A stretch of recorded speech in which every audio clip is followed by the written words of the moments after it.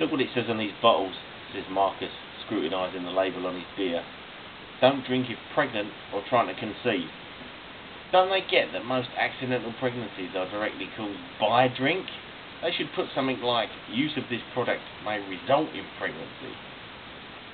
Where do you work, if you don't mind me asking, says Glenn politely. Council workers, shouts Vellacott. We work for the council, adds Ryan, in an office, not on the bins or at the dump. We don't like getting our hands dirty. What about you, Crockett? Asked Glenn. I work in a tile shop. Right, says Glenn. What about you boys? He says, turning to Fat Dave and Jason. I'm a stockbroker, says Jason. Bonds, trusts and securities. I work in a bank. Not very interesting really, says Fat Dave, shrugging his shoulders. What about you, driver? Can I call you Pilchard? Don't ask or you'll get a fucking horror story, says Marcus, bracing himself. I work at Ledger's, the sugar factory. We have a few accidents every now and then, says Pilchard. Every now and then, spits Phil. Every bloody week you're telling me about some poor bastard getting crushed or decapitated. What was it last time? One of the fitters went to investigate why. One of the belts had stopped. He found a cardboard box that had got caught in it, but he didn't isolate it. He yanked the box out, and the belt started moving, catching his overalls in it. Lost his right arm. Bloody hell, says Mark. Worst one we had happened a couple of years ago. A new lad was changing the cylinder, but he had the pressure all wrong.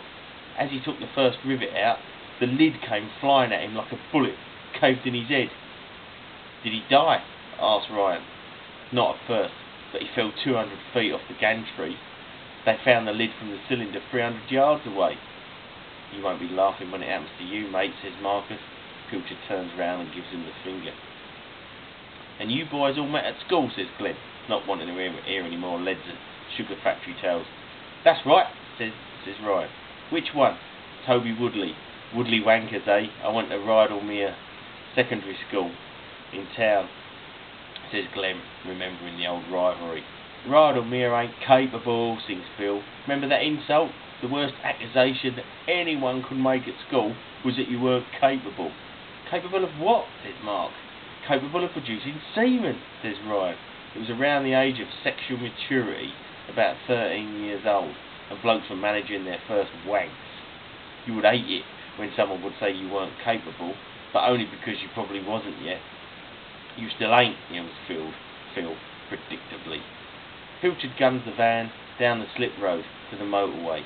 Look at this, laughs Glenn, handing Mark his mobile. The sound of groaning and orgasmic sounds are heard generating much interest. Porno? Asked Phil. I prefer to call it action romance, but yes, says Glenn, handing the phone to him. A naked blonde is giving head to a black man whose penis resembles a drain pipe. Bloody hell, says Phil. Let me see, says Pilchard. Keep your eyes on the fucking road, will ya? Snaps Phil, holding the phone out of his sight. He and Crockett crowd around the phone. The girl is deep-throating the drainpipe dick. As she takes it out of her mouth, her throat makes a sickening choking noise. Her mascara is running so much from the watering eyes that she looks like Alice Cooper. She gasps for air, clearly in discomfort. I love how it feels, she lies. Yeah, she loves not being able to breathe, apparently, says Phil. Isn't that Arizona Meadow? Says Ryan, replaying the clip. Marcus takes a look. No. Looks like her, but it ain't. It fucking is her. You should recognise her. She's your favourite porn star.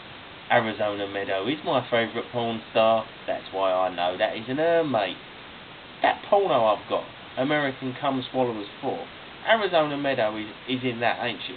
She's the one in the double penetration scene. No, you're thinking of one of mine, Hot on Horny 2. She takes 3 cocks in that film, one in each hole. That's it. I always get those two films mixed up.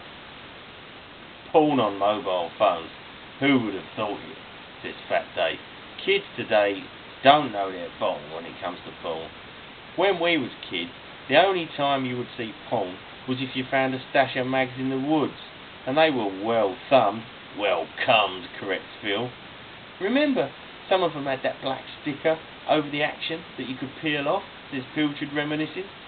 I had to smuggle some porn back from Sweden once, says Fat Dave. I had 2 porno DVDs down the back of my trousers as we walked through customs. I was shitting myself. Then Matt Tyler shouted out that I had porn in my pants. I nearly shit myself, but I didn't get stopped, thank fuck. Told you Tyler was an arsehole, says Ryan smugly. Was the porn you smuggled any good, says Mark. Yeah, but I made the mistake of lending it, and I never got it back. Rule number 1, says Ryan, never lend porn, unless you've got the keys to the bloke's house, so you can repossess it if necessary. Now you can get it on the internet for free, no hassle at all, says Fat Dave, wincing as Pilchard narrowly misses rear end of the coach. I think that's how broadband was invented, so you can download porn faster, says Phil. Porn is responsible for a lot of inventions. Take the A-B button on the DVD remote control. You press it to repeat 5 seconds of action. Why would you want to do that? I'll tell you, cum shots, that's why. Why else would you press that button?